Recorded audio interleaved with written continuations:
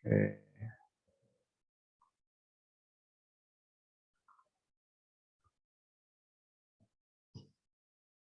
Untuk yang belum, tetap saya meminta untuk dinyalakan kamera.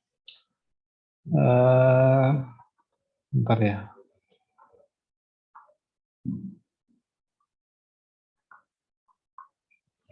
Google Classroom.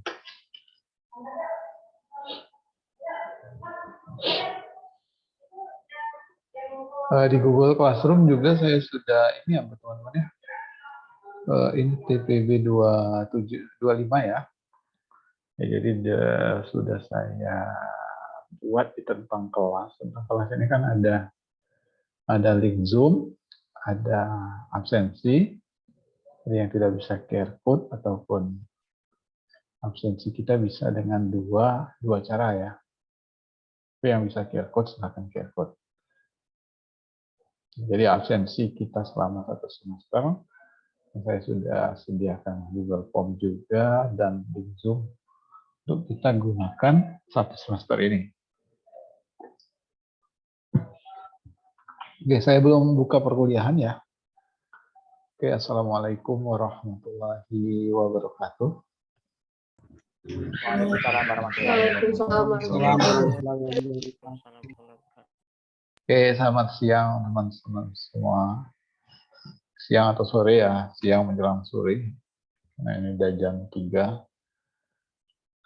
Insyaallah 100 menit ke depan kita akan belajar bersama. Ya, semoga tidak lelah lah ya. 2 SKS kita akan melanjutkan mata kuliah pengantar komputer dan software 2. Ya, jadi materi yang minggu lalu sudah saya share di Google Classroom-nya ya. Materi pertemuan kedua juga untuk pertemuan A2 hari ini juga sudah saya share. Nah, kurang lebih inilah materi yang akan kita bahas nih ya, yang akan kita bahas. Kayaknya lagi senang nih, Aulia Dewangga. Lagi di kosan ya? Enggak, Pak. Enggak, oke. Oke, gimana kabarnya teman-teman? Sehat ya? Lagi banyak pekerjaan kan? Sehat ya? Sehat, Pak. Oke. Jadi ada yang ditanyakan terkait materi minggu lalu ataupun ada yang teman-teman ingin diskusikan dengan saya?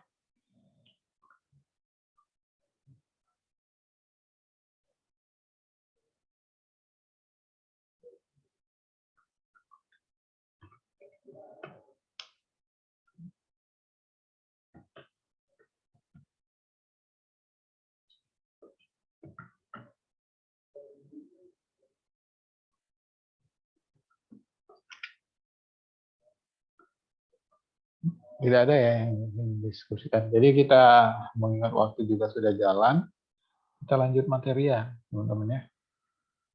Kita lanjut ke materi. Sorry. Ini bukan slide yang akan saya bahas. Sebelumnya teman-teman juga bisa buka slide-nya, download ya. Jadi di sini kita akan membahas materi, dan materi ini juga akan berkaitan dengan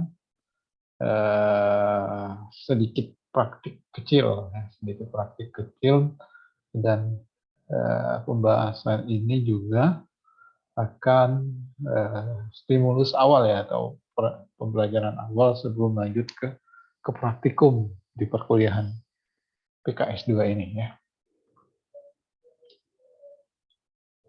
Jadi berpikir pengenalan pemanfaatan komputasi. Pengenalan pemanfaatan komputasi. Ya. Saya share screen ya.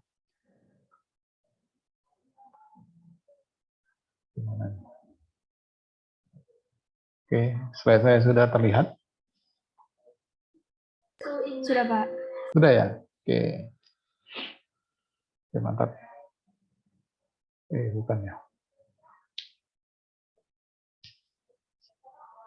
Sekarang terlihat yang mana nih? Yang besar, yang kecil? Nampaknya balik. Oke, ini ya. Jadi pengenalan pemanfaatan komputasi dalam pemrograman. Topik pembahasan kita, sorry, saya aktifkan ini dulu ya, absensi cekatnya juga. Nanti teman-teman yang isi absensi di CAK, isi juga di Google Form, nanti di akhir semester nanti saya UTS atau UAS nanti saya filter namanya, dilookup-kan dari namanya berdasarkan persentase kehadiran.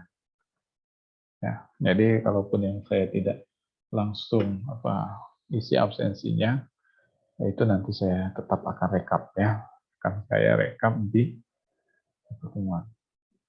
TPB 25 ya, absensi kelas TPB 25. Silakan teman-teman isi absensi. Waktunya 1 jam dari sekarang.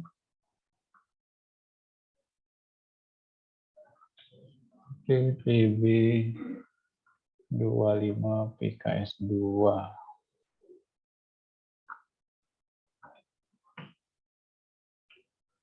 Pertemuan 2. Oke, saya belum ambil gambar.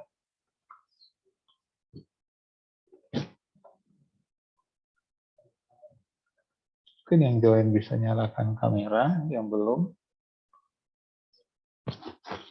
Yang ngabutnya lagi berantakan, silakan.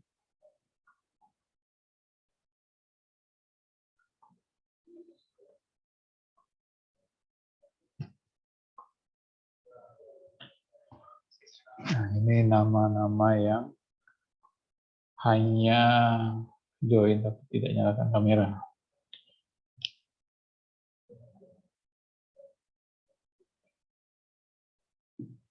Oke. Lanjut ke slide. Slide sudah terlihat ya. Ini balik lagi ke slide ya teman-teman ya. Terlihat ya. Oke. Nah, jadi judulnya adalah pengenalan pemanfaatan komputasi ataupun dengan pemrograman. Jadi yang dimaksudkan di sini adalah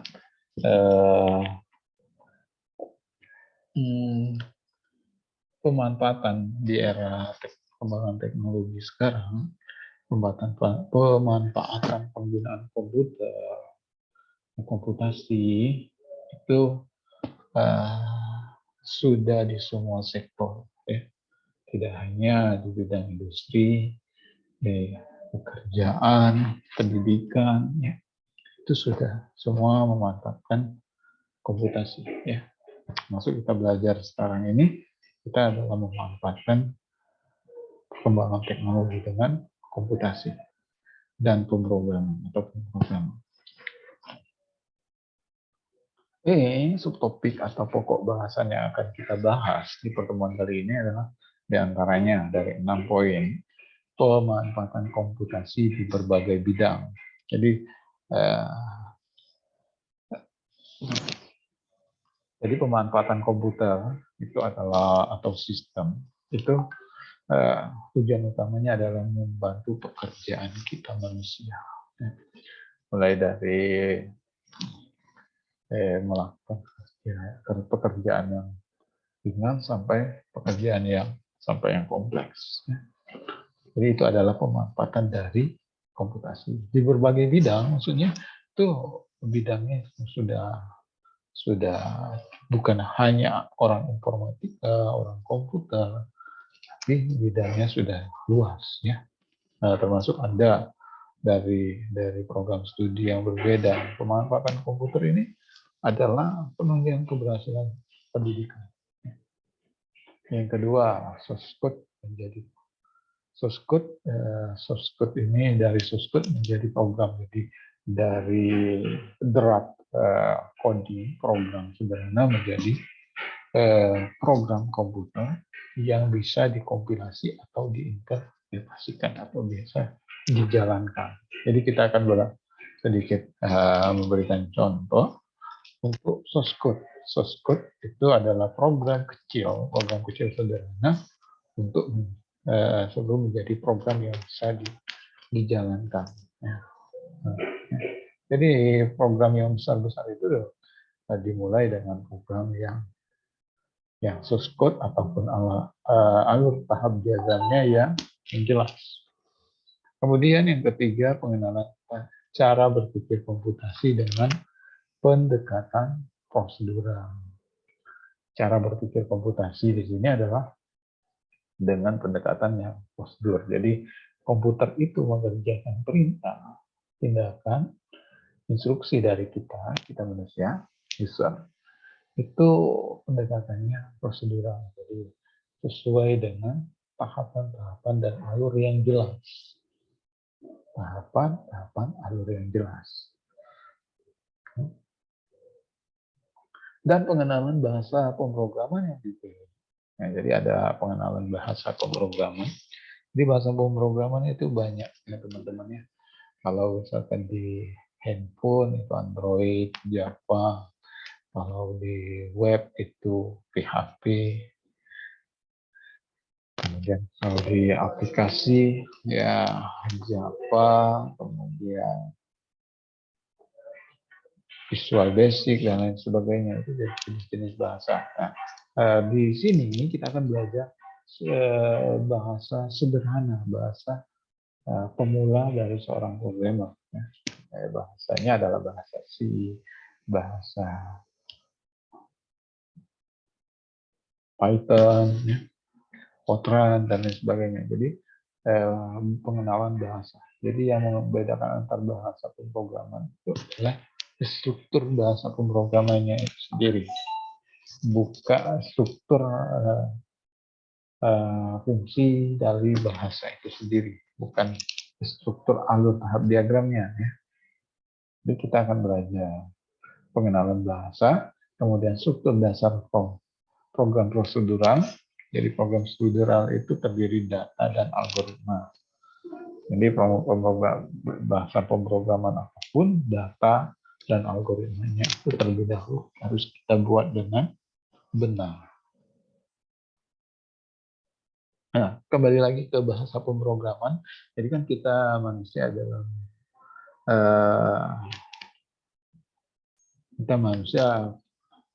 memerlukan bantuan dan komputer ini adalah membantu pekerjaan manusia dalam melakukan pekerjaan.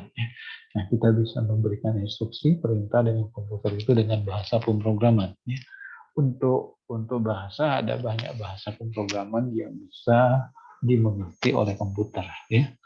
Nah, dari bahasa pemrograman itu banyak jenisnya dan seorang yang membuat pemrograman itu adalah programmer. Ya. Nah, kemudian kita akan membahas sedikit program pertama dan hasil eksekusinya. Program pertama, program sederhana, nanti saya beri contoh, teman-teman jika ada yang ditanya silakan tanya, dan hasil eksekusinya akan kita ulas di sini. Oke, seperti itu. Capaian pembelajaran, jadi capaian tujuan dari pokok bahasan kita hari ini, teman-teman akan menjelaskan bagaimana komputasi atau program dimanfaatkan dalam kehidupan, dalam keilmuan fakultas atau sekolah. Bagaimana komputasi program dimanfaatkan dalam keilmuan fakultas atau di sekolah. Yang kedua, capaian yang diharapkan menjelaskan bagaimana proses source code. Source code ini adalah coding sederhana atau coding awal menjadi program yang menggunakan kompilator atau interpreter. Source code kemudian dibuat di dalam kompilator bahasa yang kita running, akan kita jalankan nanti, hasilkan sebuah perintah. Kemudian menjelaskan apa yang dimaksud berpikir komputasi dengan pendekatan prosedural. Jadi menjelaskan apa yang dimaksud berpikir komputasi dengan pendekatan prosedural ini. Jadi dalam kita memberikan sebuah perintah, pesan, kita juga harus terlebih dahulu harus tahu alur yang benar. Jadi komputer itu menjalankan perintah eksekusi itu secara step by step, ya, menjalankan berbaris perintah dijalankan benar. Jadi alurnya jelas, tahapannya jelas dan rinci. Ya. Kemudian memahami interpretasi prosesan data dan program menjadi dalam mesin komputer. Yang kelima, membuat program kecil pertama dalam bahasa pemrograman yang dipilih untuk memahami aspek eksekusinya. Program kecil ya, pertama. Jadi ini sebelum lanjut ke pemrograman berikutnya.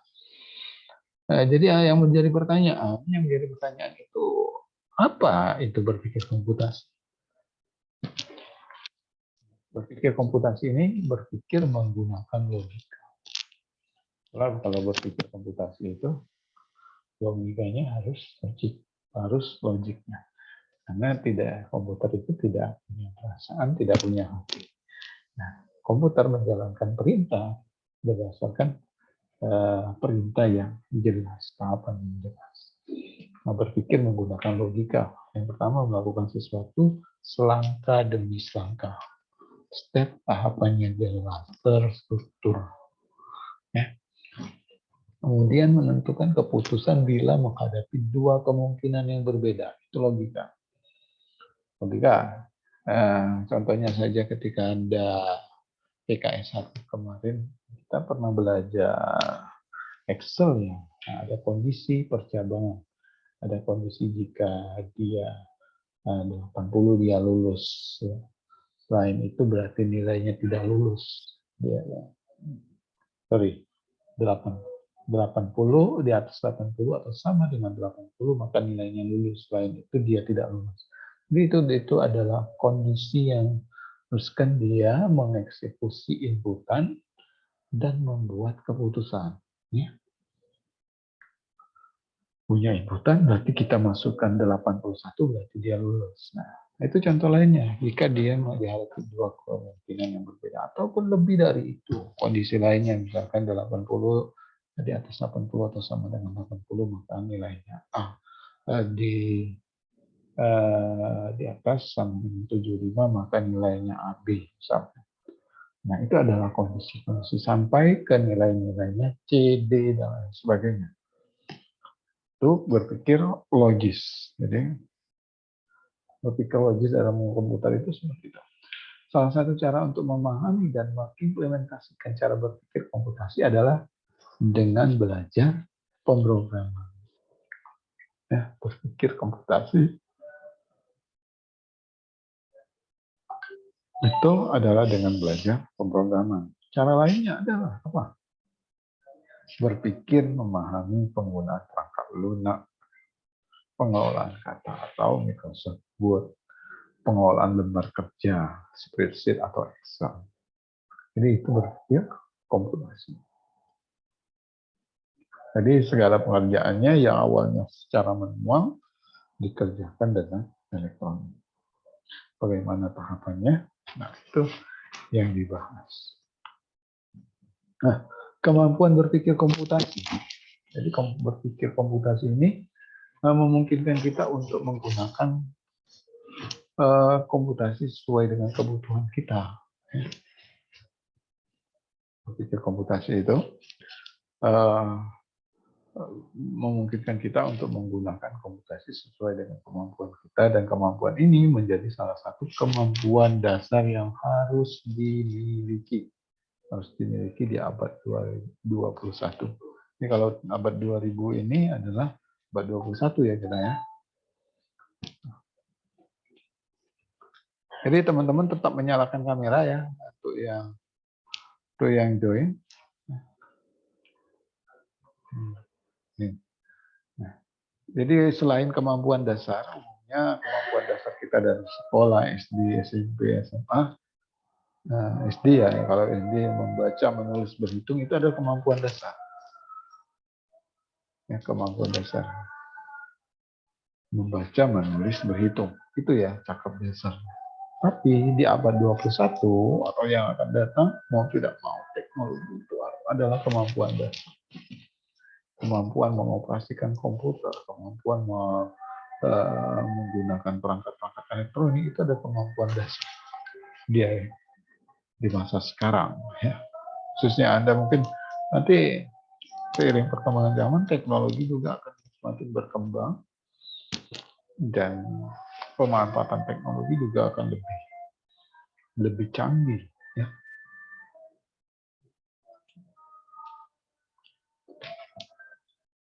Itu adalah kemampuan dasar yang harus kita miliki. Ya, ini menurut data atau sumber link CS CMU Education, ini linknya. Jadi kemampuan dasar itu bukan hanya 3 ini, membaca, menulis, berhitung, tetapi kemampuan mengoperasikan komputer, menggunakan komputer logis, berpikir komputasi.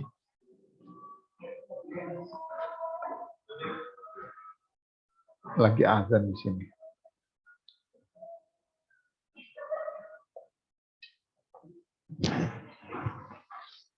Nah, kita jeda sebentar ya, lagi azan ya.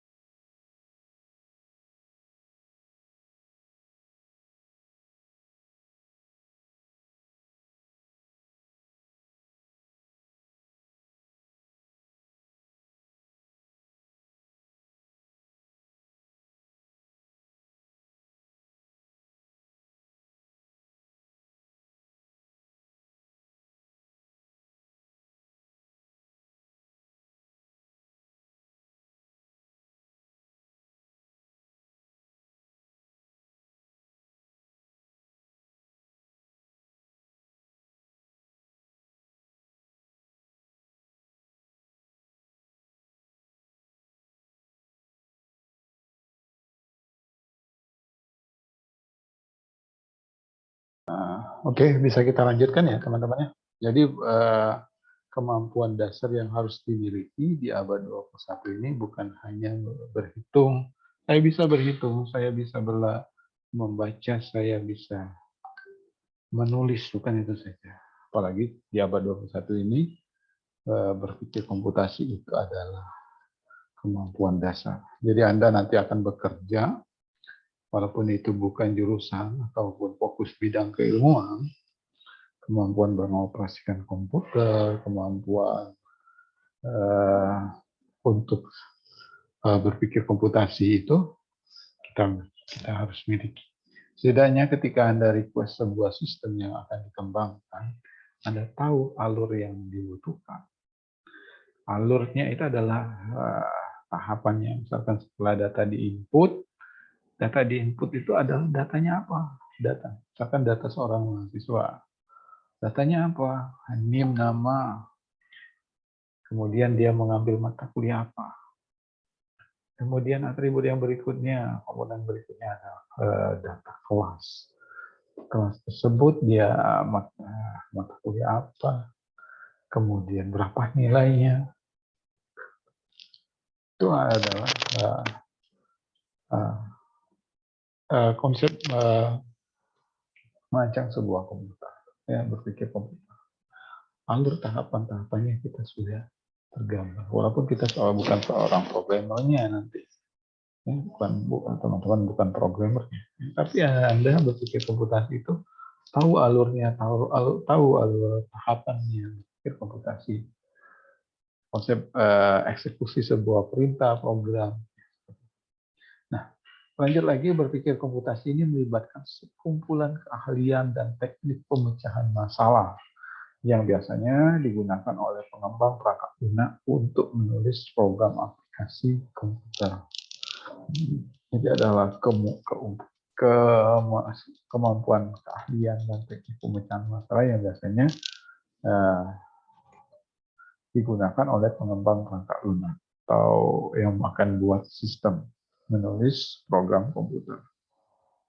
Teknik dalam komputasi itu dekomposisi. Jadi dekomposisi ini adalah tahu ketika komputasi atribut-atributnya itu apa saja, komponen, komposisi ya, dekomposisi itu adalah komposisi atau struktur yang ada.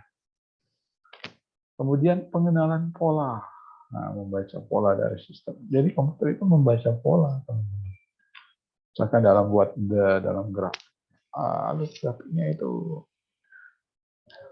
komputer bisa membaca dari data dan memakan pola. Kemudian generalisasi pola dan abstraksi, dan pattern generalisasi ini untuk mendefinisikan suatu model. Yang berikutnya rancangan algoritma dan analisa data atau visualisasi. Itu untuk berpikir komputasi. Jadi di sini ada rancangan algoritma, merancang sebuah alur tahapan yang jelas, terstruktur, sistematis dalam membuat program. Itu yang berpikir komputasi. Dan analisa data, dari hasil sebuah data divisualisasikan atau digambarkan dalam bentuk diagram, grafik, berpikir komputasi. Nah, dekomposisi ini suatu masalah yang dipecahkan menjadi beberapa sub masalah yang lebih kecil komponennya. Matematika 256 ini adalah data hasil 2 kali 100 tambah 5 kali 10 tambah 6 kali 1. Itu adalah hasil 256. Itu komposisinya. Komposisi dari nilai 256 ini. Nah,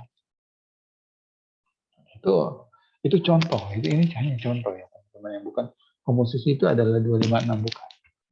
Ini adalah contoh komposisi. Menjadi suatu masalah dipecahkan menjadi sub masalah-masalah atau komponen-komponennya yang ada. Misalkan di dalam sebuah sistem perpustakaan, dekomposisinya atau atribut yang ada perpustakaan, Anda datang ke perpustakaan, umumnya itu adalah peminjaman buku, ya. Peminjaman buku, data anggota itu terdiri mahasiswa, dosen, staf, itu komposisi. Kalau perpustakaan tidak ada data buku, ya apa itu, tempat nongkrong. Kalau sebuah sistem perpustakaan hanya ada buku tanpa ada pengolahan data peminjaman, ya itu bukan perpustakaan. Nah, jadi seperti itu ya, dekomposisi itu atribut-atribut apa saja yang tiba. TPB, anak terdiri dari mahasiswa semester 2 ya saat ini. Mata kuliahnya apa saja? Mata kuliah TPB, fisika, kimia, PKS, lingkungan hidup Sumatera, ya, dan PPKN atau kewirausahaan, ya.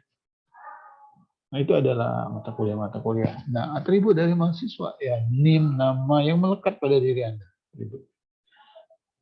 Jadi itu ya untuk dekomposisi. Jadi program komputer itu apa?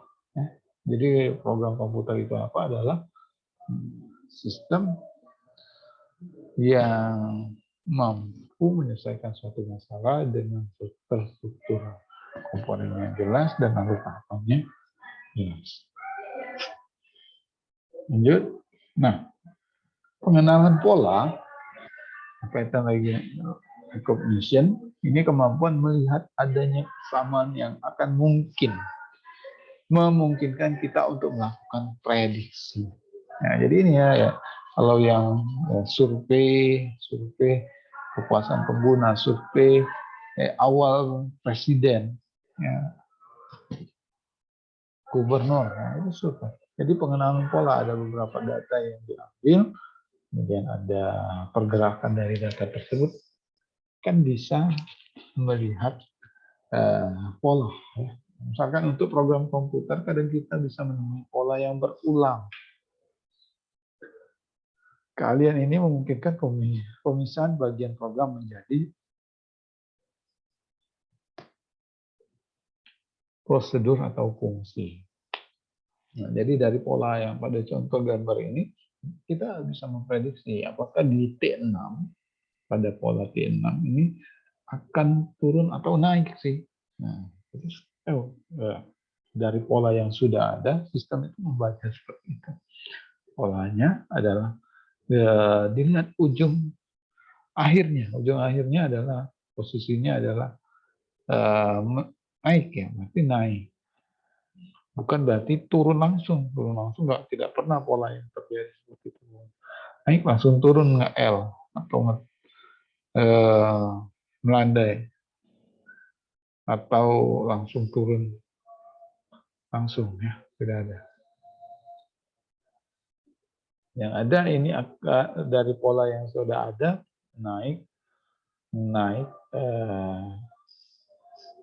polanya. Jadi itu pengenalan pola. Sejauh ini belum tergambar ya, masih agak abu-abu. Ini memang pendahuluan teman-teman. Jadi komputer itu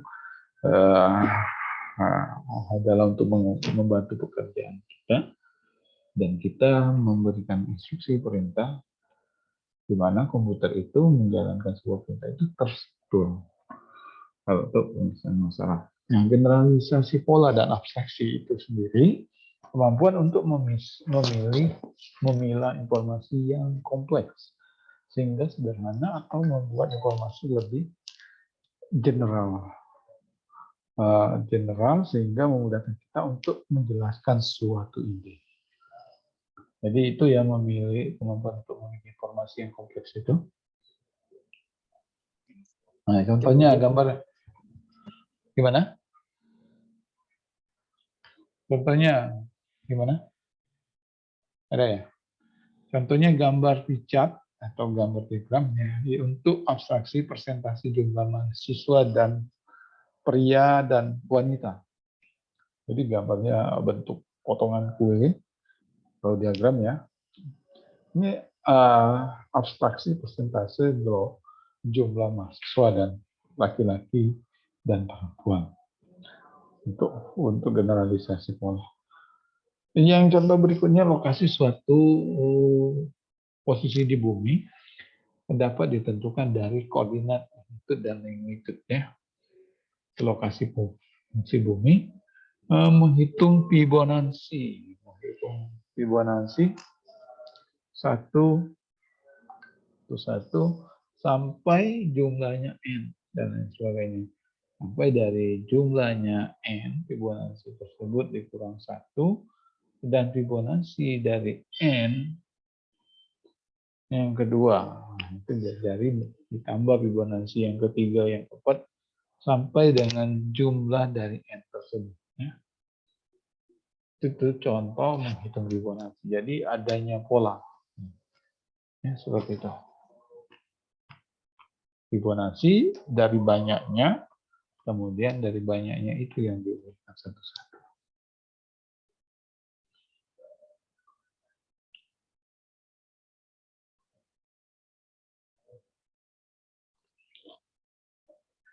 Yang berikutnya, kemampuan mengembangkan strategi selangkah demi selangkah untuk pemecahan masalah. Jadi rancangan algoritma itu mengembangkan strategi pengembangan perangkat lunak atau sistem itu langkah demi langkah dalam pemecahan masalah. Jadi masalah itu mulai diuraikan terstruktur. Ya, algoritma adalah langkah-langkah penyelesaian masalah yang logis untuk dalam penyelesaian suatu masalah.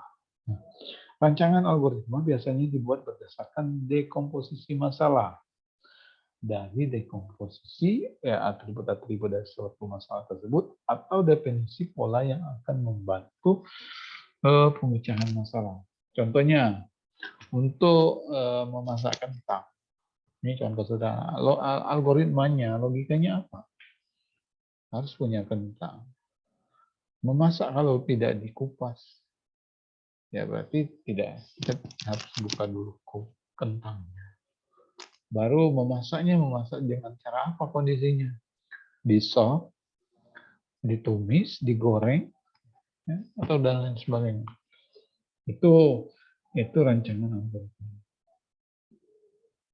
Jadi untuk memasak kentang, urutan memakai sepatu. Nah, urutan contoh memasang sepatu, Anda pasti tahu ya kalau memasang sepatu pastinya sebelumnya pakai kaos. Tercuci dulu kaki, kemudian dilap kakinya kering pakai kaos, baru pakai sepatu. Dan algoritma di sini ditekankan alurnya, tahapannya selangkah demi selangkah dan logis ya teman-teman ya dalam pemecahan masalah. Tidak mungkin kita dalam pakai sepatu terlebih dahulu baru pakai kaos kaki. Nah itu tidak. Itu rancangan algoritmanya yang terstruktur. Itu yang dikenali oleh program. Itu yang dikenali oleh program. Kemudian implementasi program komputer dalam bahasa C, Pascal, Fortran, dan lain sebagainya.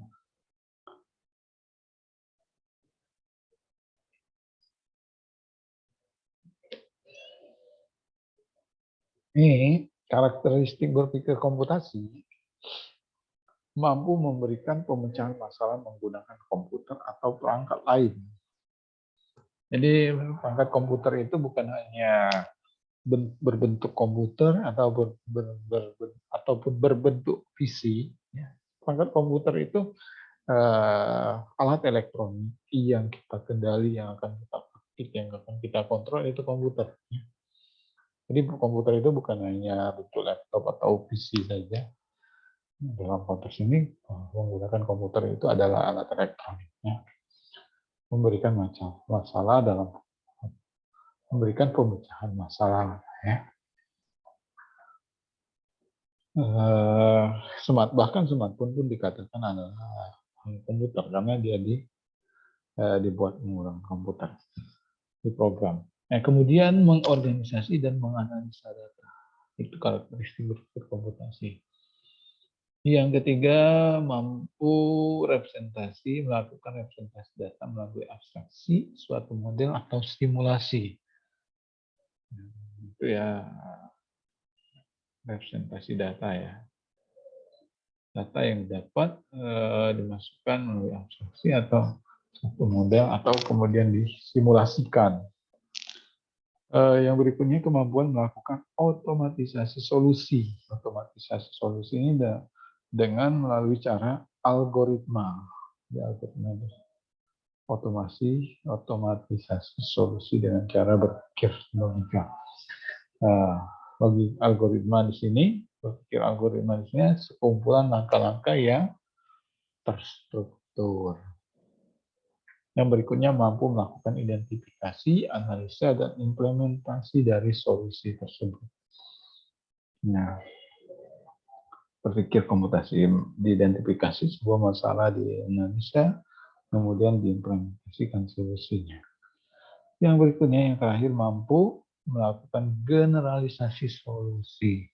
Generalisasi solusi untuk berbagai masalah yang berbeda. Ini contoh pemecahan masalah pada komputer. Jadi dahulu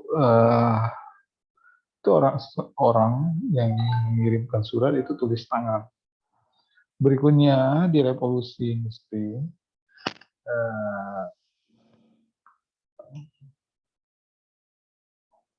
2.0 ya, kalau nggak salah. Kita manusia atau user yang mengendalikan mesin tersebut. Nah, ini adalah contoh pemecahan masalah. Ini adalah mesin ketik. Jadi buat surat itu dengan diketik.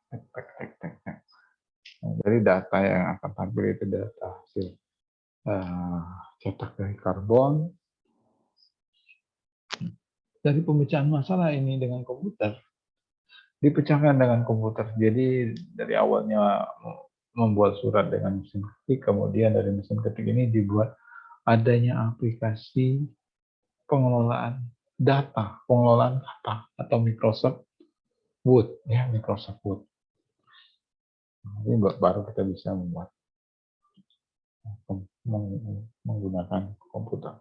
Kemudian pemecahan masalah berikutnya, misalkan ini adalah sistem kendali pada pesawat terbang. Nah, pemecahan masalahnya ini kenapa dikatakan komputer bias?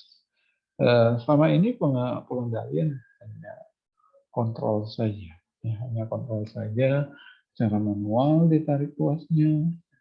Sekarang dengan pemanfaatan komputasi, perangkat sistem kontrol itu di programming, dibuat program yang kompleks dan bisa dioperasikan. Ini ya, ini contohnya pengendalian pesawat. Nah, jadi ini hanya tarik tuas pegang driver. Ini salah satu contoh masalah komputer.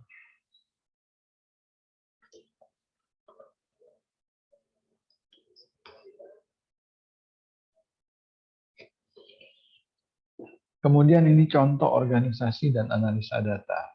Jadi ini misalkan adalah data hoster atau data penjual lah ya, data penjual. Di sini ada data list-listnya, nilainya. Data ini dari organisasi. Organisasinya adalah data ini diwakilkan dengan grafik. Data ini diwakilkan dengan grafik. Dari data grafik ini kita sudah bisa melihat nilainya, region per region, kemudian per sales. Ini adalah data analisa. Jadi kita bisa menerjemahkan sebuah grafik ini sama persis dengan data secara manual. Contoh analisa persoalan mengupas kentang. Ini contoh. Jadi ada alur tahapannya, ya kan? Anda yang suka masak, ya bagian cewek-cewek memasak kentang, kita tahu dulu di rumah kita ada kentang atau enggak. Itu alur tahapannya. Enggak mungkin Anda langsung ambil panci, Anda langsung nyalakan kompor gas, tuang minyak, tapi kentangnya belum ada. Jadi alur tahapannya jelas. Contoh persoalan mengupas kentang. Nah, jadi bila ingin makan kentang, tentunya kita perlu memiliki kentang terlebih dahulu, kan? Itu logikanya. Realistisnya itu. Kemudian jika belum ada, maka kentang harus beli dahulu. Harus punya dulu, baru kita bisa masak. Belum punya, ya beli. Jika sudah ada, maka kentang perlu dikupas. Kentang yang sudah punya, bagi yang sudah punya, ataupun sudah membeli, dengan mengupas. Setelah dikupas, maka harus memilih. Nah, baru bisa memasak. Ya, memasaknya ini juga ada kondisi. Kita memasaknya dengan goreng atau dengan direbus atau dengan dibuat sup dari kentang tersebut. Itu ya alur tahapannya jelas. Nggak mungkin kita langsung kupas dan goreng, tapi posisinya belum punya kentang. Alur tahapan algoritma itu seperti itu. Ya.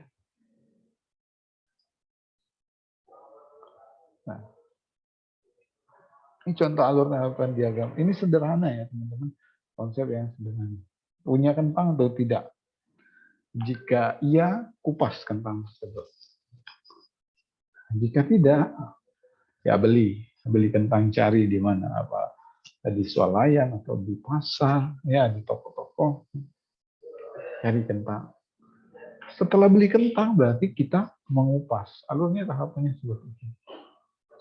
Setelah dikupas ya dicuci, apapun dicuci, mau dimasak seperti apa. Nah ini adalah ada kondisi lain percabangan.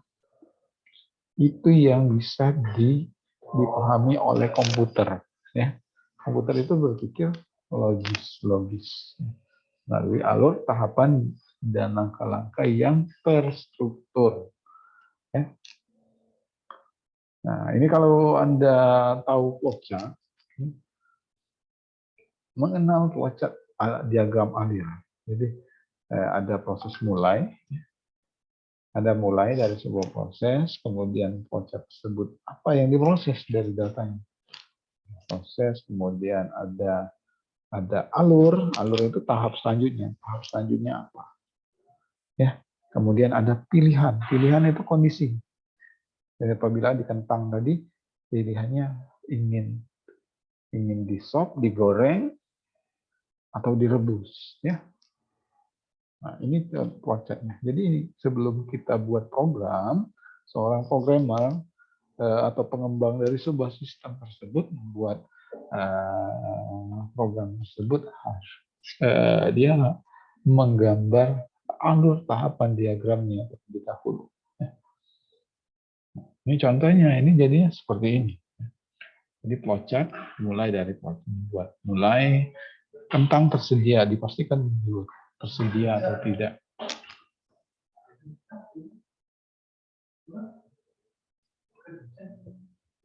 Tersedia atau tidak, jika tidak ya beli, ya, itu kondisinya. Jadi ada tandanya harus seperti ini ya teman-teman. Ini yang bisa dieksekusi. Punya kondisi, kondisinya punya atau tidak kentangnya, jika sudah punya baru dikupas, setelah dikupas baru ada kondisi yang pilihan.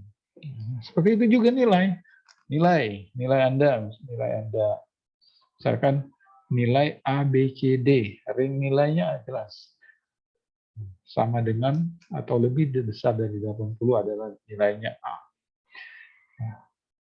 Lebih besar atau sama dengan 75 nilainya adalah AB. Itu adalah ring-ringnya. Nah, baru di sana masukkan input nilai mata kuliah A, mata kuliah B, inputkan nilai, kondisi ring nilainya itu yang ada kondisi cabang. Apakah ringnya masuk nilai A, nilai B, atau nilai C. Itu baru selesai input nilai akhir. Ini flowchart menghitung luas persegi panjang. Jadi sebelum ini contoh untuk perhitungan. Perhitungan ini adalah menghitung luas persegi panjang. Ya, volume luas persegi panjang ini bukan rumus luas persegi panjang ya, volume balok ya. Panjang kali lebar kali tinggi, PLT ya. PLT. Kita harus punya datanya terlebih dahulu. Punya data panjang, punya data lebar, punya data tinggi. Iya kan? Sama seperti kentang tadi, punya kondisinya, punya kentang atau tidak. Kemudian dari data tersebut yang dicari adalah volume. Ya, volumenya berarti rumus volumenya apa? Nah, ini yang kita diskusikan. Volume sama dengan panjang kali lebar kali tinggi. Baru hasilnya ditampilkan dalam bentuk output. Baru selesai. Jadi ini alur tahapannya jelas. Oke. Ini berpikir prosedur sesuai dengan prosedur atau alur tahapan yang jelas. Sedikit aksi dijalankan secara berurutan atau sekuensial. Jadi program komputer itu sifatnya sekuensial, berurut. Dan setiap aksi akan memberikan efek eksekusi tertentu. Jika diikuti terus-menerus, aksi ini harus selesai. Jadi sampai begitupun ya komputer menghasilkan sebuah keputusan. Iya, tidak. Atau kondisinya nilai nilai seorang itu A atau B atau C. Ini kan setelah diinput. Itu pikir prosedural. Pemrograman prosedur, pemrograman imperatif. Nah, jadi ini sifatnya imperatif. Jadi hasil eksekusi program berdasarkan hasil dekomposisi atau atribut yang terlibat, ya, aksional. Setiap aksi ini akan dijalankan secara berurutan atau sekuensial. Anda punya tentang tadi, ya punya tentangnya terlebih dahulu atau tidak, atau ketika Anda mencari rumus volume balok, ya, pastikan datanya itu punya panjang, punya lebar, atau punya tingginya. Ya. Pemrograman non-prosedural ini tidak dibahas di sini, tapi sebagai informasi untuk teman-teman, tidak berdasarkan urutan sekuensial. Jadi berbeda ya, bertolak belakang dengan jenis lainnya. Ya.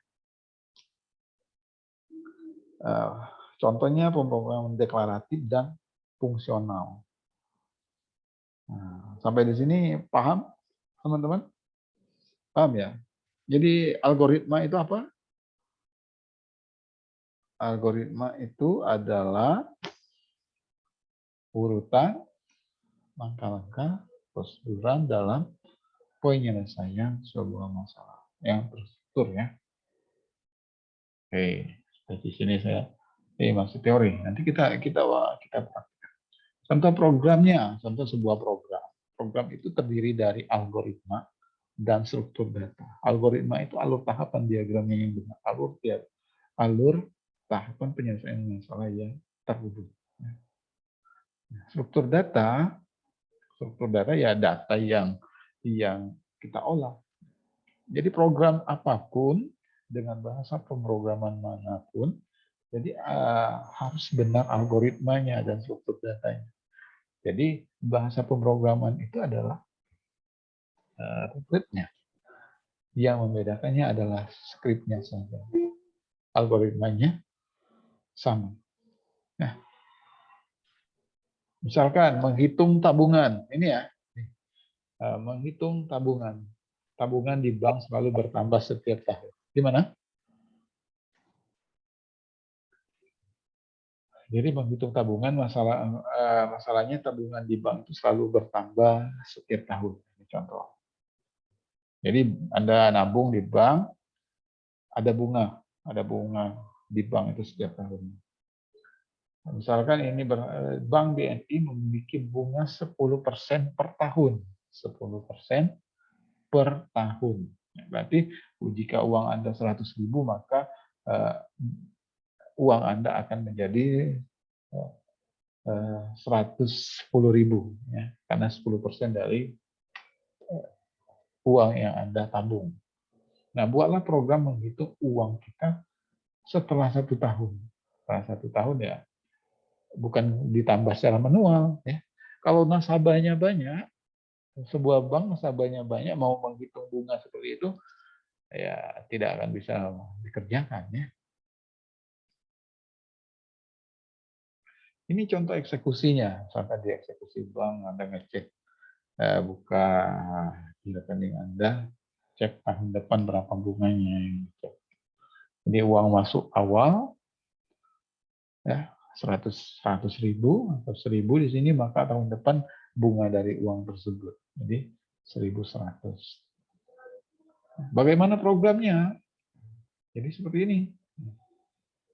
Nah, ya, ini source code-nya. Ini yang dikatakan source code ya teman-teman. Source code ini yang di atas. Kita menginputkan nilai. Diinputkan terlebih dahulu nilainya. Nilainya apa? Kita deskripsikan nilainya. Kemudian dari nilai tersebut adalah nilai awal ditambah nilai per 10% dari nilai tabungan kita. Ya kan? Kalau nilai tabungan dikalikan langsung dengan persen, ya tidak akan menemui bukan bunga. Ya.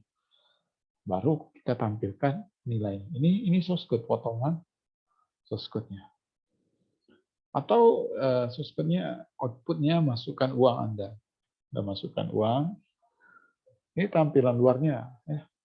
masukkan uang dalam bentuk nilai rupiah, baru dikalikan 10%, outputnya uang tahun depan nilai uang Anda berapa. Nah, ini. Jadi out ini adalah tampilan di layar, input ini kita menginputkan nilai. Ya.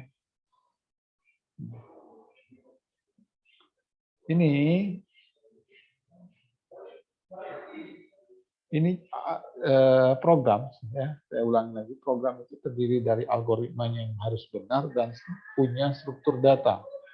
Ya, jadi algoritma, mulai dari algoritmanya itu ada nilai input. Nilai input ini ada struktur data yang harus kita deskripsi. Yang harus kita deklarasikan. Nilai RT, nilai rupiah dalam satuan rupiah, kemudian dikalikan dengan 10% untuk bunga, baru tampilkan output. Ini algoritma. Ada input, ada proses, dan ada output. Ya, algoritma. Ini dalam bahasa pemrograman nih. Nah, ini konsol yang dikenali oleh bahasa C. Bahasa C ini yang di atasnya ini source code-nya ya, source code-nya atau algoritmanya itu adalah sama setiap bahasa pemrograman, baik itu Pascal ataupun bahasa C dan bahasa apapun. Yang membedakannya adalah konsol dari bahasa tersebut. Asalkan algoritmanya atau source code-nya benar ya. Coba perhatikan sini. Ya, ini menginputkan nilai RP. Inilah yang akan kita pelajari di semester ini. Ini saya contohkan ya. Nanti Anda buat juga.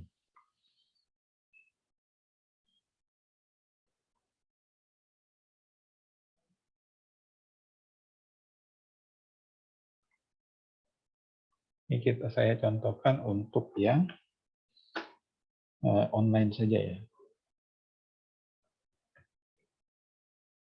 Compiler online. Silakan teman-teman buka. Nah, ntar saya ambil ini.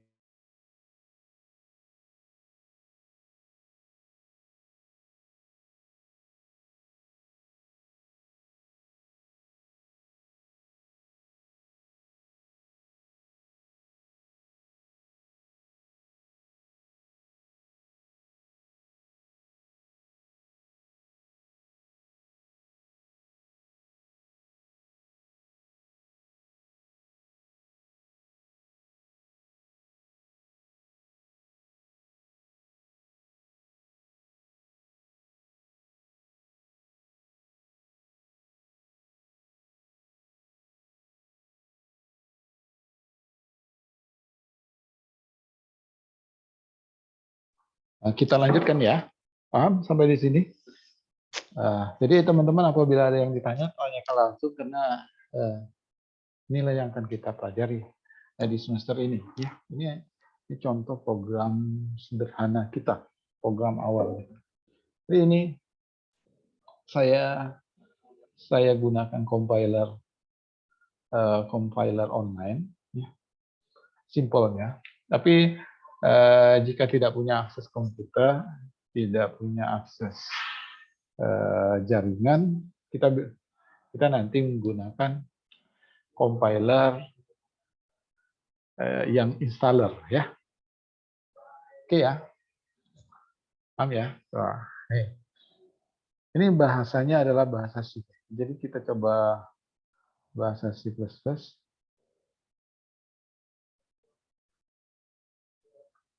Saya reload lagi aja nih. Ini. Nah, jadi yang akan kita pelajari dengan bahasa C++.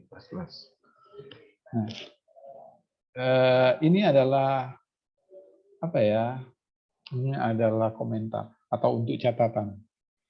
Jadi ini untuk catatan bisa diawali dengan backslash bintang dan diakhiri bintang backslash ya, ataupun garis dua. Ya, ini adalah untuk komentar.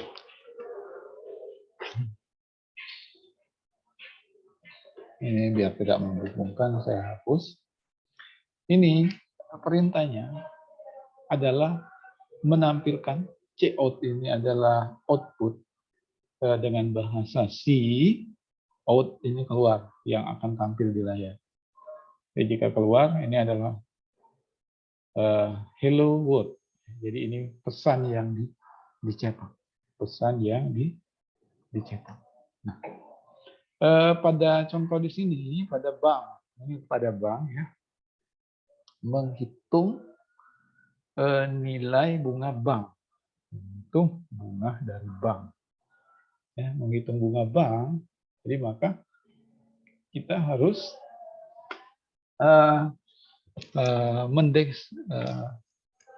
mendeklarasikan variabel. Ini ya struktur dari bahasa pemrograman ya. Yang ketiga, kemudian nilai RP. Nilai RP. Nah, saya sudah deklarasikan. Deklarasikan ini adalah kamus. Kamus atau deklarasi program. Ya. Seperti itu. Nah, kemudian ya kita harus punya input nilai. Input nilai dalam konsul C, konsul atau yang dikenali bahasa C adalah input nilai itu C in. In itu adalah input. Input. Input nilainya karena sudah dideklarasikan sebelumnya, nilai ini adalah nilai RP. Cukup dengan nilai RP. Ya. Setelah nilai RP diinputkan, proses ya. Nah, ini input nilai. Ini kan saya ini untuk tanda ini untuk catatan. Inputnya nilai. Setelah input berarti nilai rupiah, nilai RP sama dengan dapat bunganya ya dari bank tersebut. Nilai RP tersebut ditambah persen dari nilai RP. Tapi nilai RP lagi dikali dengan 0,1 ya, dari kali 0,1. Dan ingat bahasa C selalu diakhiri dengan titik koma. Jadi ini baris pertama yang dieksekusi program. Jadi program C itu ini dia akan mengenali pengompokan ini untuk bahasa C.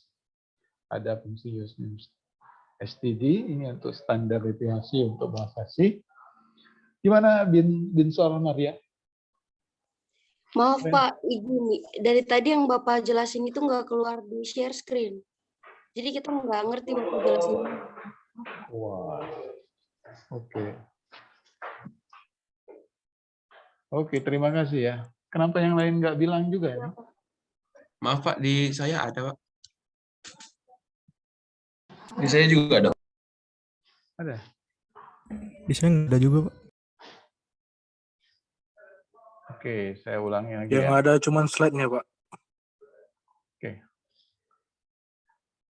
Oh, browser saya tidak terlihat ya? Tidak Pak, yang masih slide tadi Pak. Oke.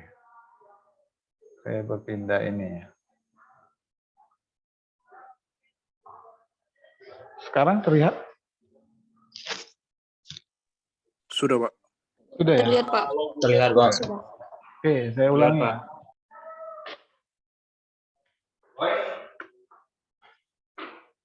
ya.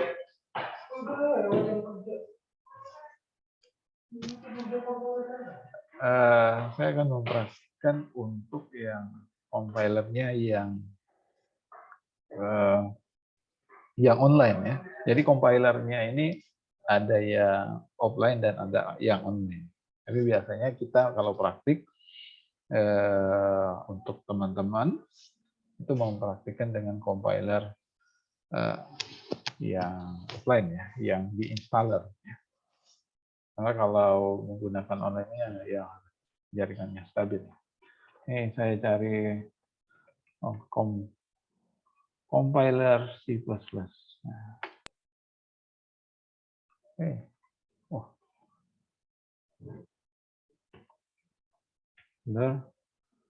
C++.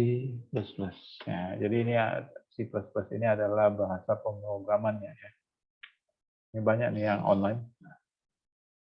Ini standar dari bahasa pemrograman C. Ya, standar. Jadi ini adalah pemrograman awal default-nya tuh di sini. Hello World ini yang akan dicetak. Out ini bahasa C dan out ini yang akan keluar ya. Jadi maka yang akan dicetak ini adalah Hello World, Hello Dunia. Tapi bukan ini.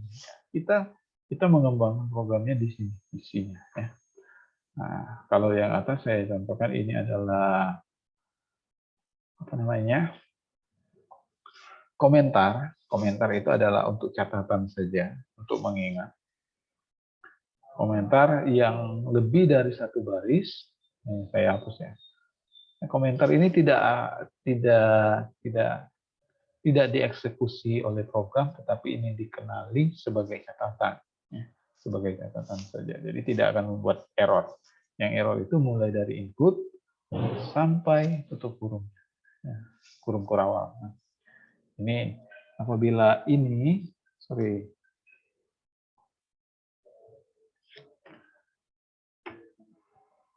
ini bintang backslash, ini komentar.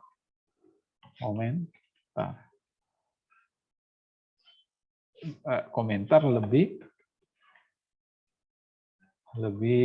dari satu baris ya.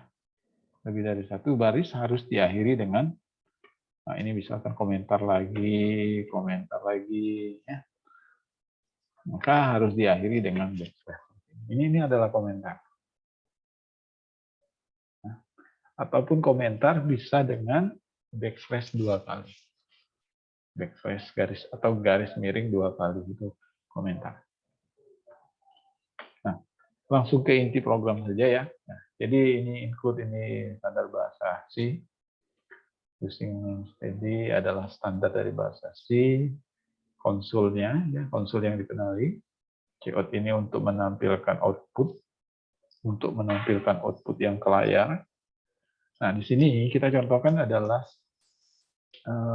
program menghitung bunga bank. Maka ini akan diulas ya nanti di pertemuan berikutnya. Int ini adalah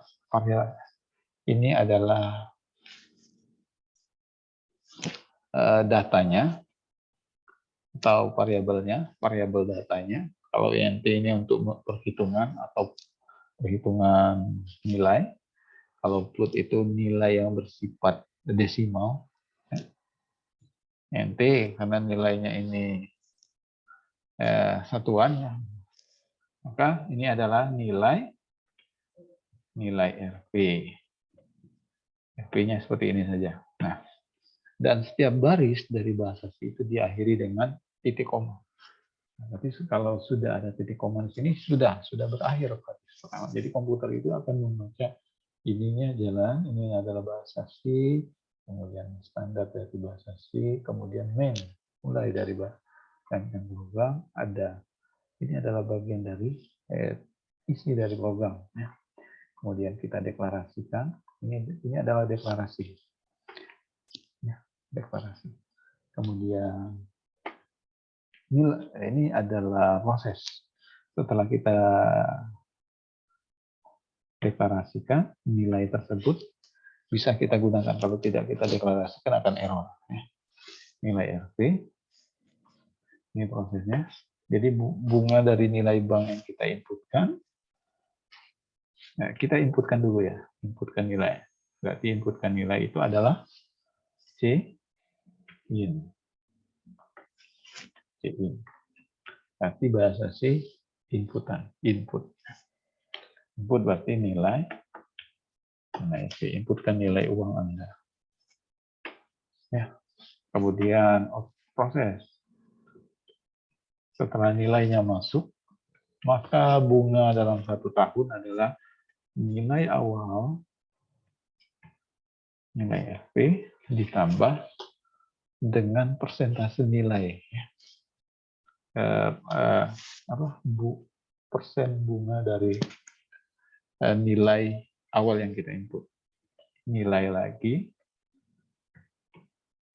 nilai rupiah dikali 10%. 10% itu 0,1. Ini proses. Ya. Baru output. Output adalah Cout. Step saja. Baru kita nilai RP. Nah, seperti ini. Ya, untuk kita debug, kita testing ini ada error atau tidak. Kalau tidak ada kendala, jauh ini tidak ada kendala. Nah, kemudian kita running. Kita bisa running. Kalau error maka akan tampil peringatan error. Nah, di sini tidak diberikan instruksi menginputkan nilai ya, karena tidak kita send, kita tidak desain untuk inputkan nilai Anda. Berarti nilainya Anda masukkan 1 juta misalkan. 3, 4, 5, 6. Ya, nilainya 10 juta. Maka bunganya langsung akan mengalihkan. Nah, ini contoh program sederhana pertama. Jadi nilai dapat 10% dari nilai awal, ya 1.100.000 seperti itu. Nah, ini untuk catatan saja ya, untuk catatan. Untuk mudah mengingatkan, silakan. Ini deklarasi nilai, deklarasi variabel. Nah, kemudian ini adalah input nilai. Ya. Jadi kalau backslash 2 kali, sebanyak 2 ini adalah untuk catatan 1 baris. Kalau 2 baris, bintang backslash. Ya. Ini adalah apa nih? Ini adalah proses. Ini adalah output atau cetak. Ya. Gimana Pak agar bisa jelas? Ya, jelas. Misalkan inputkan nilai, baru tahu ya, inputkan nilai. Kemudian nilai setelah mendapat bunga 1 tahun. Kita tinggal modifikasi saja di sini. Berarti instruksinya perintah untuk mencetak apa tadi? Perintah untuk mencetak adalah apa? Kalau Anda memperhatikan perintah untuk mencetak adalah wah, Anda nggak memperhatikan. Perintah untuk mencetak adalah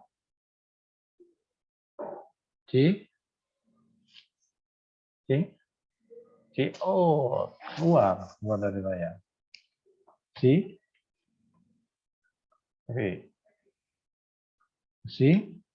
Cout. Ya.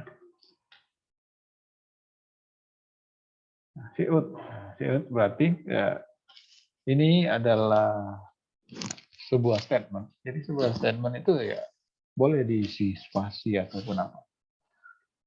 Masukkan nilai uang Anda.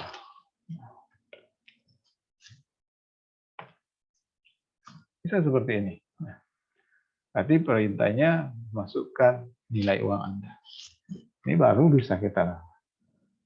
Misalkan saya masukkan 1.000. Ini tidak untuk memperjelas ini 1.100 ini adalah bunga. Ya, kita mau memperjelas lagi ini. Nah, Cout lagi nih. Nah, Cout lagi. Silakan. Ini ada modifikasinya. Uang Anda setelah mendapatkan bunga bank. Nah, kalau yang diapit Anda kutip ini adalah sebuah statement yang dicetak, ya. Sebuah statement yang dicetak, jadi tidak ada aturan khusus, hanya saja setiap baris itu ditandai titik koma, ya. Ditandai dengan titik koma. Maka yang kita coba running kembali, masukkan uang Anda. Jadi saya masukkan 10.000 misalkan. Maka uang Anda setelah mendapatkan bunga bank 11.000. Ya. Sampai di sini paham? Ada yang ditanya?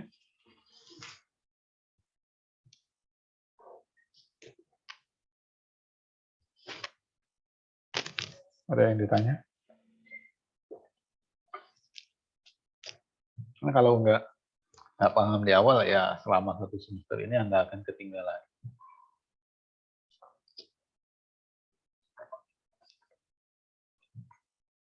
Jadi ini baru sederhana, teman-teman, ya. Jadi kita kenali konsul-konsul atau fungsi-fungsi yang dikenali oleh bahasa C, bagaimana input, bagaimana deklarasinya, bagaimana outputnya. Nah, ini, ya. Ini konsul, ini contoh program sederhana. Jadi sama seperti ini nih. Pada slide, ya, pada slide Anda sembari membuka slide, ya. Pada slide memasukkan nilai. Sorry. Saya share screen di ini saja, ya.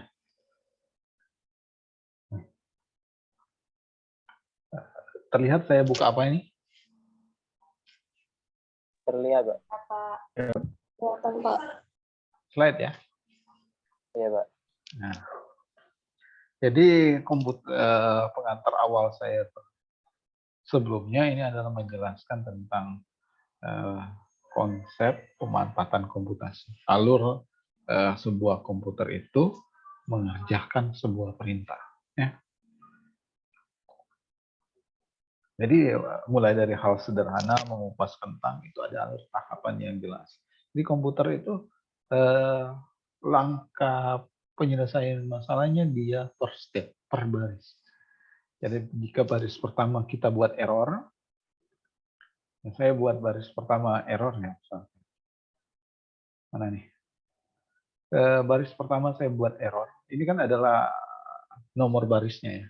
Baris 1, baris 2, baris 3, walaupun baris kedua kosong. Ini tidak ngaruh. Pada baris keberapa dia error? Mulai baris keberapa dia error? Misalkan baris ini saya hapus nih. Ya, kita running, bisa nggak jalan? Maka dia akan memberikan penjelasan error di line 10. Nah, error line 10. Ya. Di line 10 nilai RP was not deklarasi in this scope. Jadi tidak ada deklarasi nilai RP ini tidak dikenali di scope coding Anda. Karena errornya mulai dari baris ke-10 itu kita menyebutkan nilai RP. Pasti nilai RP sebelumnya tidak dikenali. Ya. Dan error di selanjutnya, baris selanjutnya. Nilai RP input. Nilai RP input di sini. Mulai dari sini error. Itulah kenapa dia mengeksekusi pada baris pertama, dia baca apa? Stream, kemudian using std, kemudian main. Nah, seperti ini. Jika kita deklarasikan lagi, maka dia tidak akan menemui masalah.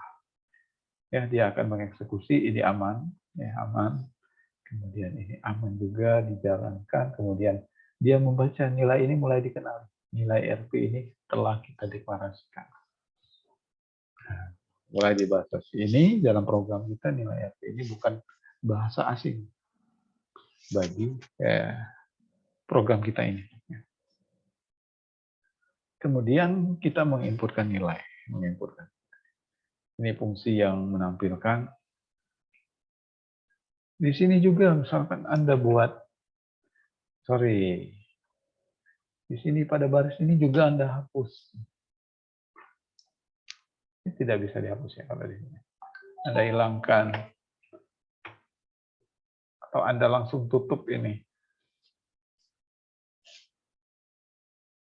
Kalau di compiler online ini aman ya, mudah. Karena sudah di standar. Ya, sampai di sini paham, teman-teman? Contoh lain. Ya, ini ya, perlu saya ingatkan, STD kalau yang di sini, ini dihapus juga nggak apa-apa. Sorry. Oh ya, statusnya belum stop.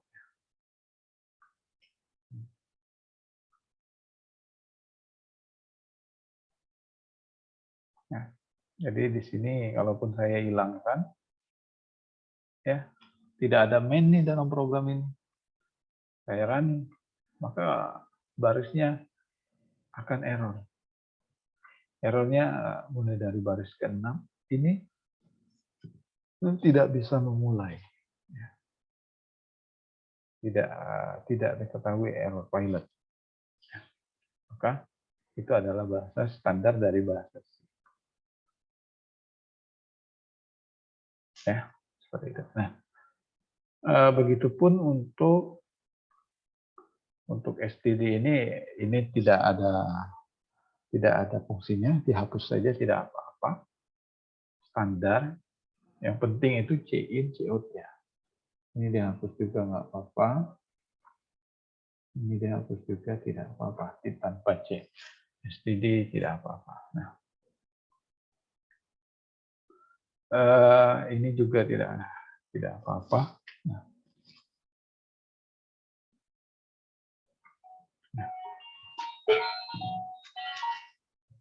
Ini fungsi ENDLN. Ini adalah untuk turun baris. Turun baris. Masukkan uang Anda, nanti turun baris berikutnya. Masukkan uang Anda, turun baris. Nah, ini statement yang dibaca, output yang keluar. Masukkan nilai uang Anda, titik 2, berarti ini adalah statement yang akan keluar dalam ini. Dalam kutip ini, dalam tanda kutip 2 ini. Dalam 2 tanda kutip ini. Ini statement yang akan keluar. Ini adalah fungsi berikutnya. Tapi dalam satu baris tersebut. Kalau kita hapus, sorry, saya belum akhiri. Saya hapus, ini berarti dalam satu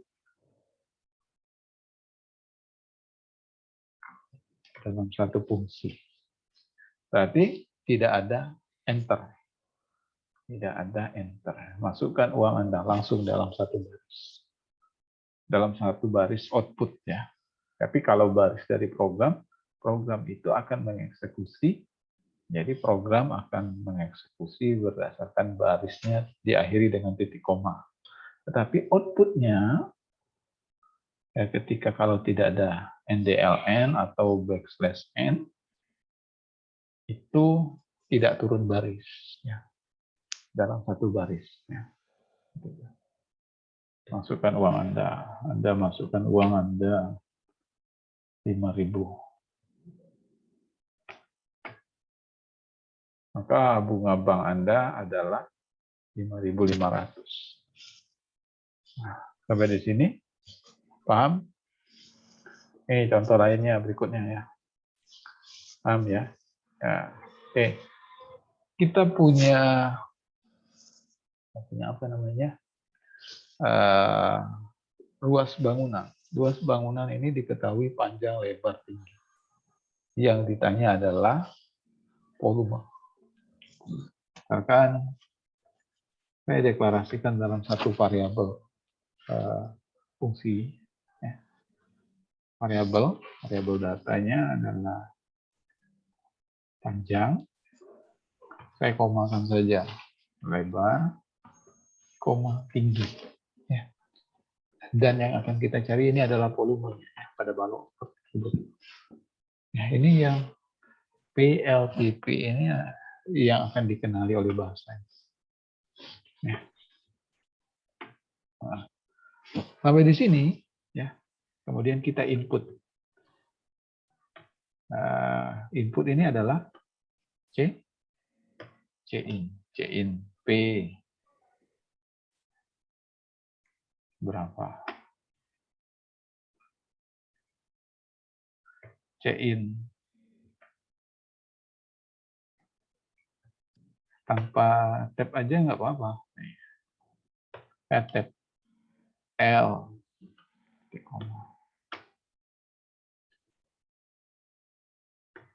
C-in untuk pre, C-in untuk lebar, C-in untuk tinggi, ya. Untuk panjang, lebar, tinggi. Ya, kita ketahui yang mana kita ketahui ini adalah panjang, lebar, tinggi. Ya. Sedangkan yang ditanya adalah gimana? Berapa CO, berapa volume balok.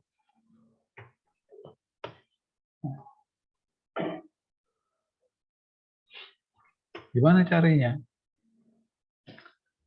Volume balok diwakili oleh P. P sama dengan panjang kali lebar kali tinggi. Dah diakhiri dengan titik koma. Nah, CO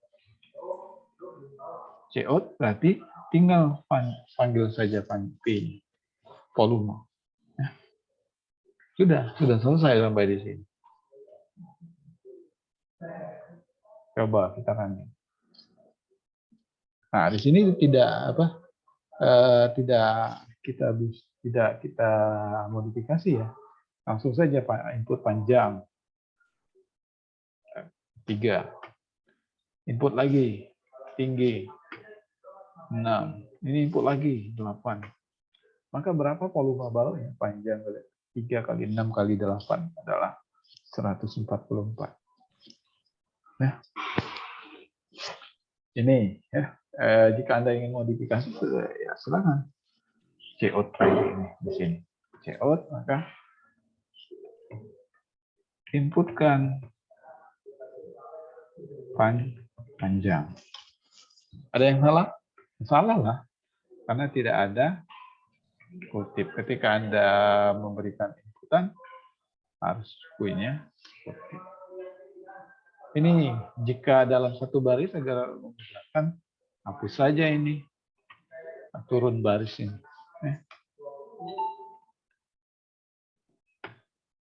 Cekut lagi.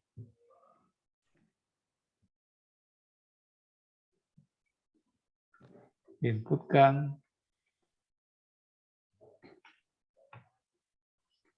lebar.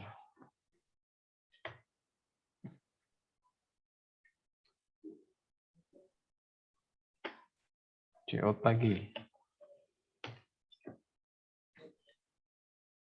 Inputkan tinggi. Ya, Anda mau kasih ini tidak apa-apa.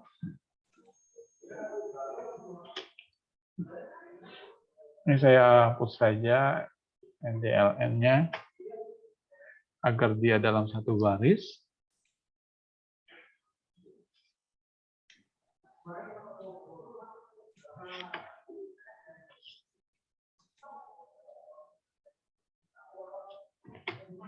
Nah, jadi di sini saya berikan catatan saja di sini.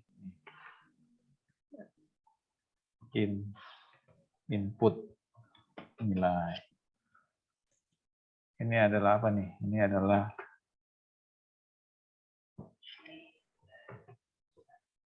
output.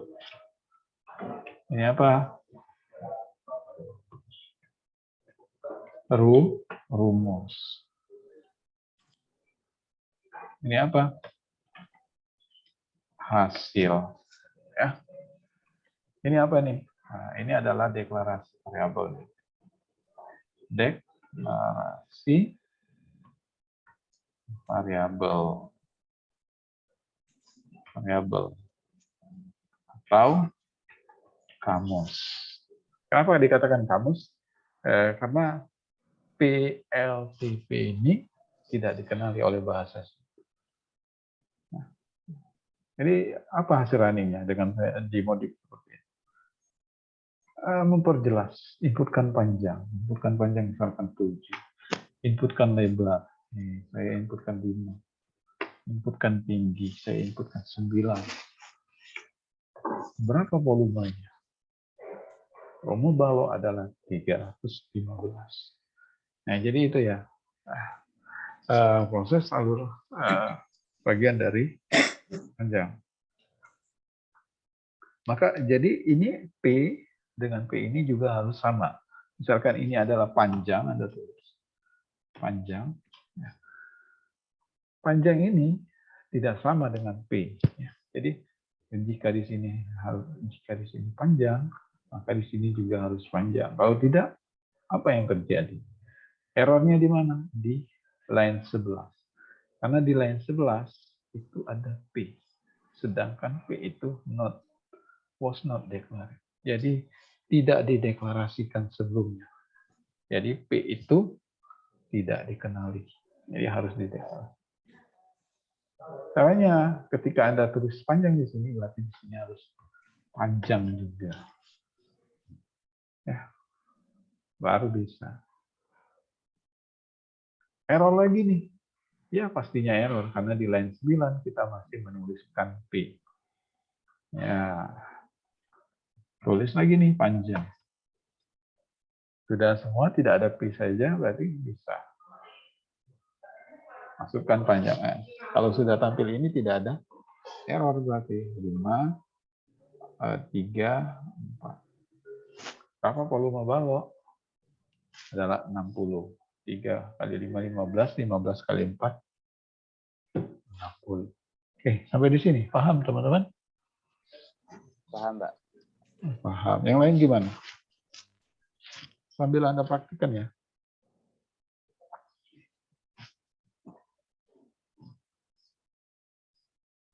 Nah, jadi kurang lebih inilah yang akan kita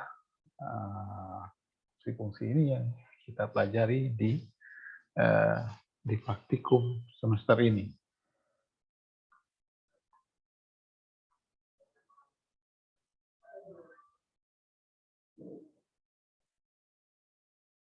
Nih. Oke, error juga.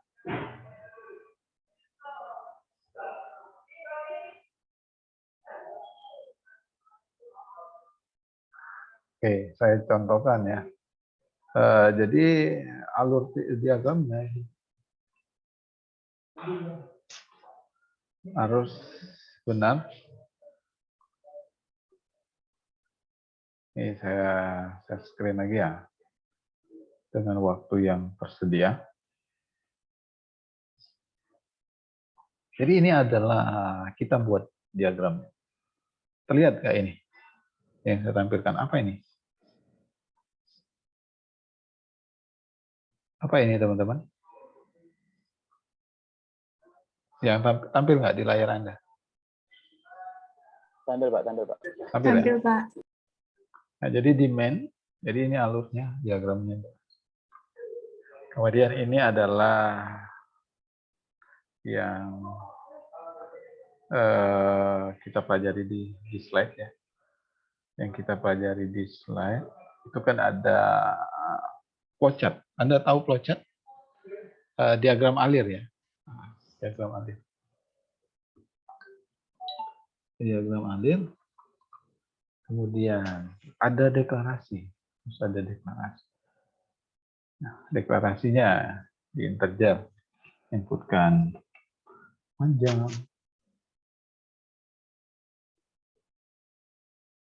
Kemudian, oh ya dalam satuan ini saja ya.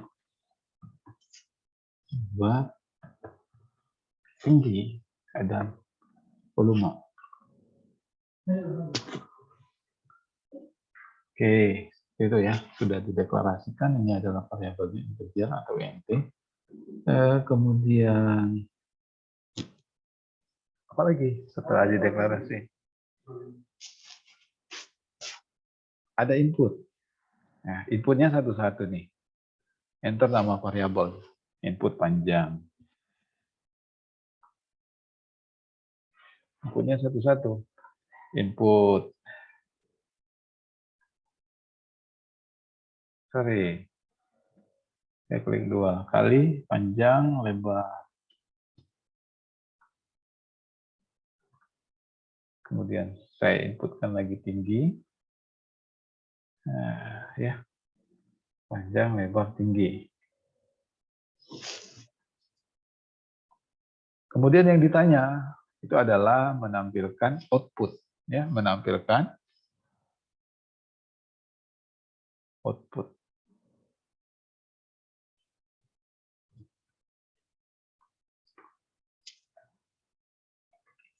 Berapa volume balok? Ini alur diagramnya.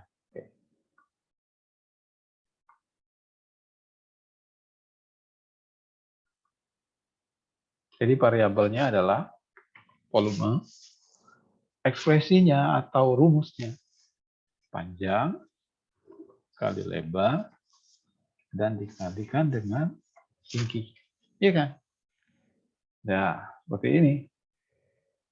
Setelah kita deklarasi, variabelnya dikenali PLTP, ya, panjang, lebar, tinggi. Jadi ini harus dideklarasikan. Masuk rumus, masuk inputan, masukkan panjang, masukkan lebar, masukkan tinggi, kemudian outputnya, perintahnya, pertanyaannya, berapa volume balok tersebut? Rumusnya ya, atau operasinya. Kalau tidak ada output, tidak akan keluar. Outputnya adalah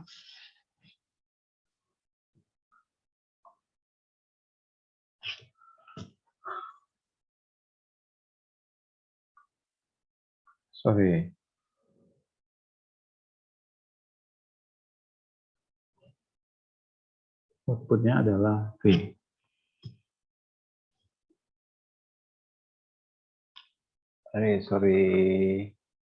Delete.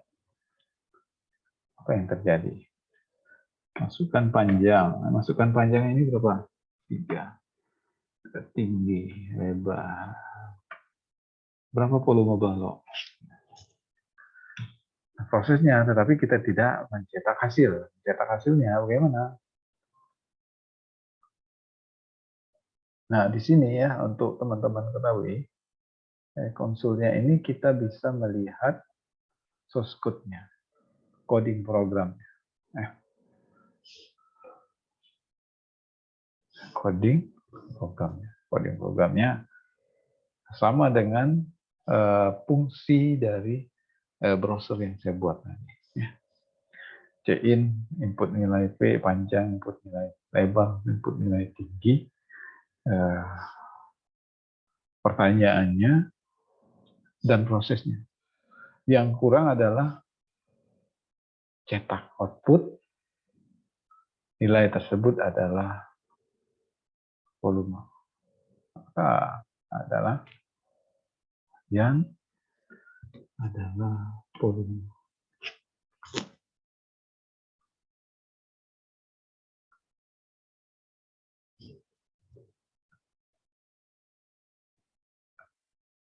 Ya, seperti itu. 5 kali 6 kali 3. 10. Kita lihat source code-nya. Pilih di source code. Nah, ini fungsi program, ini adalah program. Ya. Jadi ini alur tahapan diagramnya harus benar. Ketika membuat sebuah program. Oke, sampai di sini. Nanti saya berikan aplikasinya.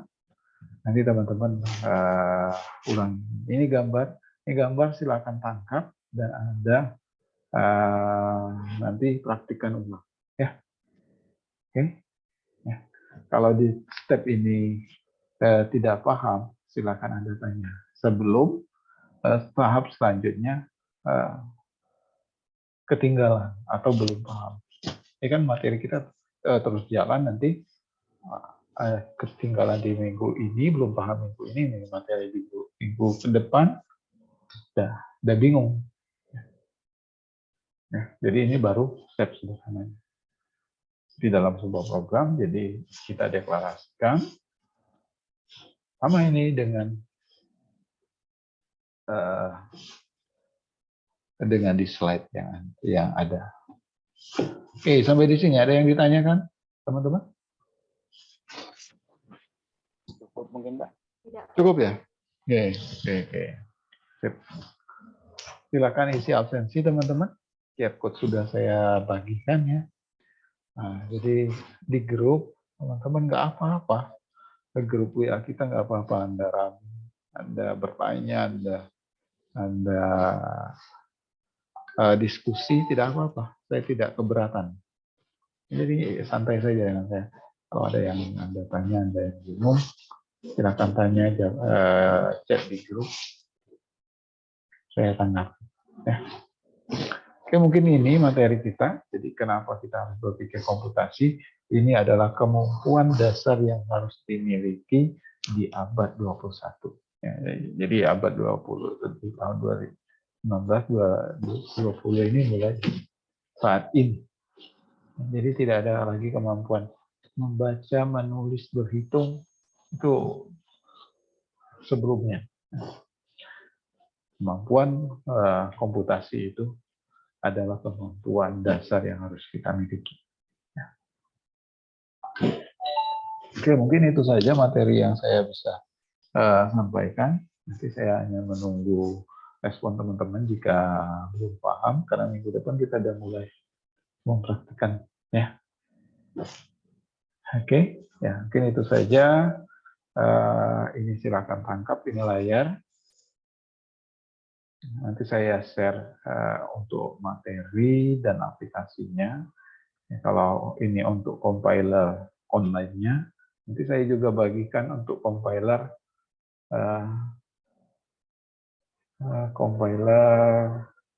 desktopnya yang tanpa online, Gimana nih? Sorry. Yang tanpa online, saya buka dulu aplikasinya.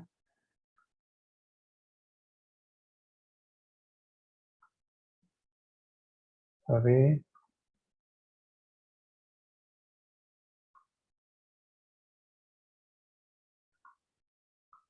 Jadi Anda tinggal install, kalau yang non-online tinggal install depc++. Coba saya buka, saya share screen ya, lagi, terakhir.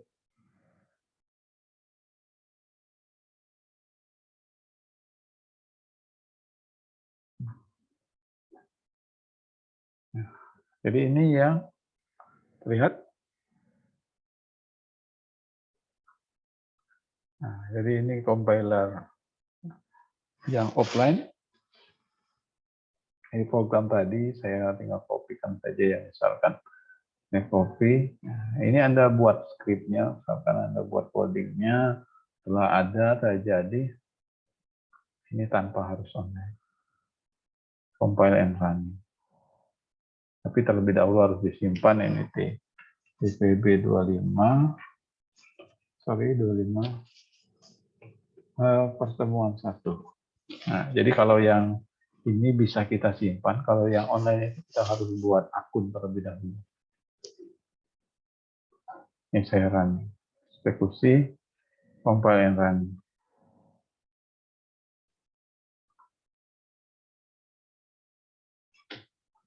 Nah, saya inputkan nilai. Tadi agak lama nih.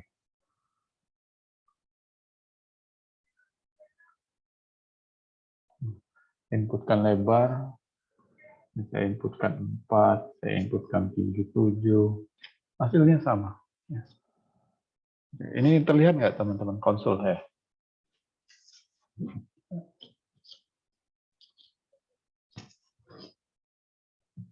Terlihat ya? Halo? Anda bisa respon saya? Terlihat, Pak. Terlihat. Nanti aplikasi ini mudah kok. Anda tinggal next saja installernya. Ini tidak berbayar.